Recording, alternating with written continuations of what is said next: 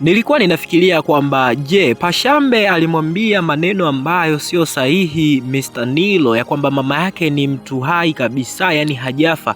Vipi kama Mr. Nilo hayuko sahihi katika maamuzi anayoyafanya, yani kwamba mama yake vipi kama ni kweli amefariki? Lakini sidhani kama mama yake atakuwa amefariki, kwa sababu hata vitendo anavyovionyesha shangazi yake na Nilo na Sandra, nikimaanisha kwamba Sauda, vinaashiria kabisa kwamba kuna kitu ambacho anataka kukifanya kwa ajili ya mwili wa mama yake na Nilo pamoja na Sandra. Ndo kitu ambacho kinamfanya aonekane kuwa king'ang'anizi zaidi na kutaka kuharakisha swala zima la kufanya mazishi kwa mama yake na Nilo pamoja na Sandra. Sasa subscribe kwenye channel hii hapa ya Anova Films, like video hii, lakini pia usisahau kushare video hii. Sasa moja kati ya vitu ambavyo naona kwamba mpango wa Sauda utakwenda kuharibika, kwa sababu ilitakiwa mazishi yafanyike saa 4. Yani ni kipi ambacho kinafanya Sauda atake kufanya mazishi saa 4? Nafikiri kwamba kuna muda wa kumpumzisha mama huyo hapa. Yani kifupi ni kwamba kuna muda wa kumfanya aweze kuwa katika hali ambayo yuko nayo kwa wakati huu. Baada ya muda fulani huenda atazinduka. Nafikiri ndio kitu ambacho kinamfanya Sauda ahofie zaidi na kutaka mazishi yafanyike muda wa saa 4. Aidha huenda kwamba saa 4 ndio muda maalum kabisa ambao kafara huwa zinafanyika na huwa zinapokelewa. Na tukumbuke kwamba Sauda anafanya hivyo kwa sababu ya maagizo waliopewa na mkuu. Yani kiufupi ni kwamba wanatakiwa kutoa kafara ya pale wanapopapenda na panapo wauma, ili waweze kukalia kiti na kuchukua ile box ama sanduku la nguvu. Ya kitu kama hicho hapo. So nafikiri kwamba Nilo harakati zake za kuzuia kwamba mama yake hawezi kuzikwa kabisa, nafikiri zina faida kwa upande mmoja. Yani kiufupi ni kwamba tayari Sauda mpango wake unakwenda kufeli. Lakini ninachojiuliza ni kwamba sawa, Mr. Nilo hataki mama yake aweze kuzikwa, na tumeona amefunga kabisa na kufuri na moja kwa moja amekimbia, ameondoka sehemu hiyo kwa ajili ya kumtafuta Mr. Tano. Sasa kilichonifanya nijiulize maswali ni kwamba kwa nini hawakubomoa huo mlango wakati ni simple sana kuweza kuvunja, au miiko na maadili hairuhusu kijiji hiki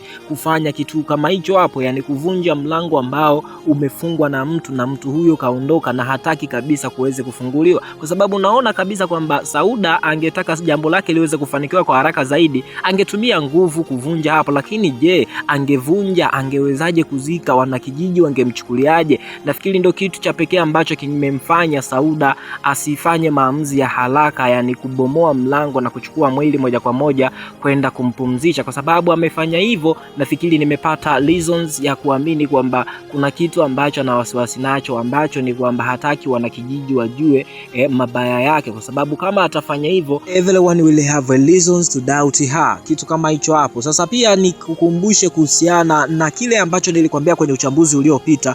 Bwana Suzi yamemkuta ya kumkuta. Tayari mume wake ni alishamuonya kabisa kwamba asiende kwa mama yake mzazi, asiende kujifungulia kwa mama yake mzazi, kwa sababu alishaona kabisa kwamba mama yake mzazi sio mtu mzuri, kwa sababu ni mara kadhaa amekuwa akipata ndoto akija akiwa uchi, huku akitaka kumdhuru mke wake Suzi. Sasa amemuonya hiki kitu, lakini Suzi kutokana na kwamba anamwamini zaidi mama yake mkwe kuliko anavyomwamini mume wake, amekwenda kwa mama mkwe moja kwa moja. Amepewa kinywaji ambacho kilichanganywa na dawa ambazo zitamfanya aweze kujifungua kabla ya muda wake. Sasa ni nani ambaye atamsaidia? Unafikiri kwamba atakuwa wakati huu hapo sehemu hiyo kwa ajili ya kumsaidia mpenzi wake ama mke wake? Sidhani kama kitu kama hicho hapo kitawezekana, kwa sababu tayari alishaonyeshwa kitu ambacho hakustahili kuona kabisa, yani ladhi. Yani mama alimtishia kumvulia nguo Mr. kitu ambacho kimemfanya agundue kabisa kwamba huenda mama yuko serious na hii issue. Sasa nafikiri kwamba hiki ni kitu ambacho kitamfanya aache kabisa kumfuatilia mke wake. Sasa kwa sasa hivi mtu pekee ambaye ataweza kutoa msaada labda tutegemee Mr. Tano, lakini kwa wakati huo tuliweza kuona Mr. Tano alikuwa sehemu nyingine kwa ajili ya kuzindua mazindiko yaliyowekwa kwenye familia ya Winnie. Yani kifupi ni kwamba Mr. Tano hapo naona kabisa hakutakiwa kutoa msaada, kwa sababu mtu anachepuka na mwanaume mwingine, yani anatoka na mume wa mtu, nikimaanisha kwamba Tina ambaye aliozeshwa mguu na mwanamke ambaye ni mke wa mwanaume ambaye alitoka na Tina. Yani kifupi ni kwamba Tina alikuwa akitoka na mme wa huyo mwanamke. Sasa huyo mwanamke akaamua kwamba huo ni upuuzi, lazima amtengenezee kitu kizito. Moja kwa moja hicho kitu kizito kikamfuata Tina. Tina mguu wake ukaoza. Sasa Mr. Tano amekuja kuzindua hili zindiko. Nafikiri kwamba kitu cha muhimu kwa wakati huu alitakiwa kwenda kuhangaika ama kupambania swala zima la kumrudisha ama kurudisha ama kurejesha uhai wa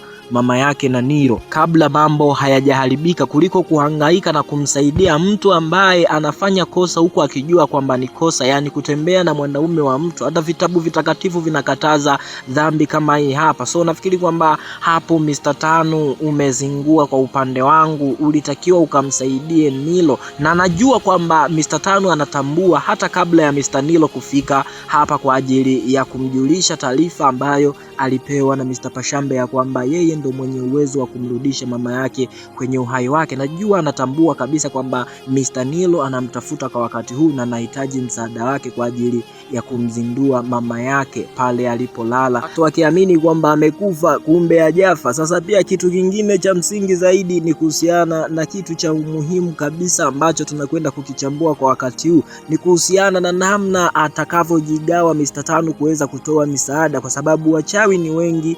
Kiufupi ni kwamba wana idadi kubwa kuliko yeye na wote wanataka kutoa kafara kwa wakati huu. Sasa atamzuia yupi? Atamsaidia yupi? Atamwacha nani? Atamfuata yupi? Kwa wakati huu wachawi wameanza harakati zao, lakini nimeshaona kwamba kuna namna ana nguvu kubwa Mr. Tano, kwa sababu tuliweza kuona mama yake mkwe na Mr. Nilo alijaribu kumchukua mjukuu wake na kumpeleka mtoni kwa ajili ya kumtoa kafara, lakini ghafla akarudi nyumbani akamkuta yuko nyumbani moja kwa moja akazima. Sasa nafikiri kwamba kuna kitu alishakifanya Mr. Tano kabla ya hayo yote, kwa sababu tunakumbuka kipindi cha kwanza kabisa alishakutana na huyu mama mkwe na Nilo, akamuonya kuhusiana na ujinga anaoufanya, akamwambia asije akarudia kwa sababu litamkuta la kumkuta. So nafikiri kwamba kuna kitu atakuwa alikifanya kwa mtoto, na ndio maana mtoto tumeweza kumuona kama mtu wa maajabu hivi. So msije mkafikiria kwamba labda ako katoto ni kama Kakasongo ama Kabebi Supu kwenye tamthilia ya Mr. Benny inayoitwa